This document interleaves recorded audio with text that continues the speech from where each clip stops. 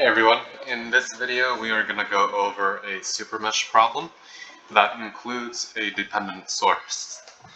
Okay, so our problem is on the left. This is the circuit we're working with, and ultimately what we want to find is I naught, which is the current that's going across this 2 ohm resistor from top to bottom.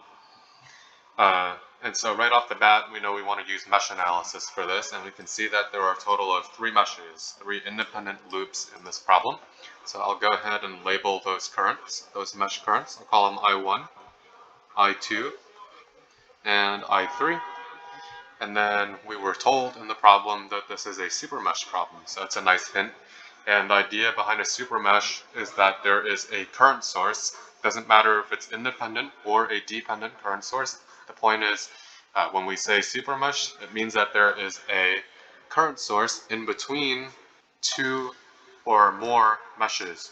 So in this case, we see this this dependent current source in between the I2 mesh and the I3 mesh. And again, it doesn't matter if it's independent or dependent, it's still a supermesh.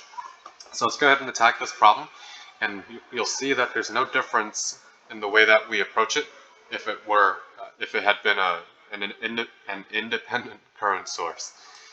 So we'll start with the I1 mesh, and we'll start with this 3 ohm resistor here. So the 3 ohm resistor feels the I1 current, and then we go to the 2 ohm resistor here, which feels both the I1 current and the I3 current. I'll subtract I3 because I3 is going in the opposite direction compared to I1. Another way to quickly remember this is, since this equation is with respect to the I1 mesh current, I1 will always be positive, all other currents will be negative. Moving on, the next resistor is the 1 ohm resistor. So just like before, I1 positive, and then the 1 ohm also feels the I2 current, which we'll list as negative. And then we set this equal to 0 according to KVL. And now we move on to the super mesh down here. So normally in a mesh analysis problem, you would have 3 equations, one for each mesh that you've identified. But in this case, since there is a current source in between 2 meshes, we call this a super mesh, and we approach this as one big mesh. So let's draw that real quick. So again, instead of writing out 2 independent equations now, we're going to write one equation that'll take care of this entire circular loop that we see here. And we'll start with this 2 ohm resistor. And by the way, we're ignoring this I naught for now. We're solving this problem the way we know how to, and then we're going to take care of the I naught at the end. So again, let's start with this 2 ohm resistor here. So let's make a note real quick that this is the super mesh. So it's I2 and I3, which is the super mesh. Okay, so that 2 ohm resistor, it feels I2 and only I2, and then we hit the 1 ohm resistor, which will feel both I2 and I1, and then we'll move over to this 2 ohm resistor here. We're following this yellow highlight here around this loop. Okay, so it's the 2 ohm resistor, it feels I3 and it feels I1, and notice as we've been doing this, I2 is positive, I2 is positive, I3 is positive, and they're both positive because they are both part of this super mesh, whereas I1, you'll notice, is negatives in each of these expressions so far, because I1 is not part of the super mesh. Okay, the final thing that we encounter as we follow this yellow path is the 54-volt source. It goes through the positive side of the voltage source first, as you can see. Therefore, we'll put a plus sign or a positive sign in front of the 54. We've completed our loop. We'll set this equal to 0, and we'll call it a day. But not so fast. Notice that we only have 2 equations, whereas we have 3 unknowns, which are I1, I2, and I3. So we need one more equation, and just like we would with an independent current source, we use the dependent current source, which in this case was in between these 2 meshes. We use that as the source of our final auxiliary equation.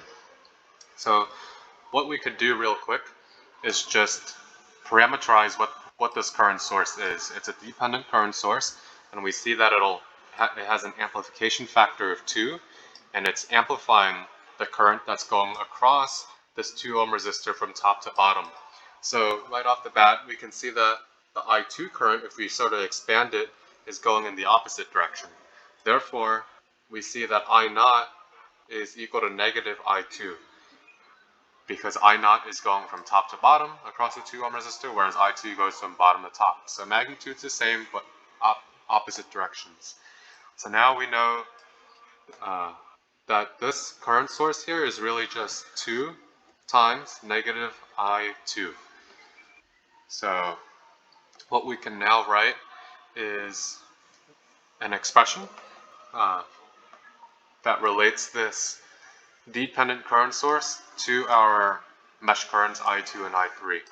So similar to before, we'll just expand what I3 looks like. We can see that I3 is in the same direction as this dependent current source. Notice that the dependent current source is pointing up, whereas I2 is going in the opposite direction. Therefore, we can say the dependent current source, which is 2 times negative I2, is equal to I3 and positive I3, because I3 is going in the same direction as the dependent source.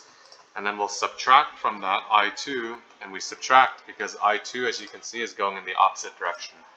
And so this here gives us our third and final equation. We'll paste that here. And at this point, just remember that I naught is equal to negative I2, which we determined over here. And so what you'll do, move this out of the way. So here you have your 3 equations, your 3 unknowns. You'll solve that using Python or MATLAB or by hand. And then you'll remember that, oh, I naught is equal to negative I2. And what you can compare that answer to is the answer key here, which says that I naught is equal to 36 amps, which is shown in blue here. Okay, thank you, and I'll see you in the next video.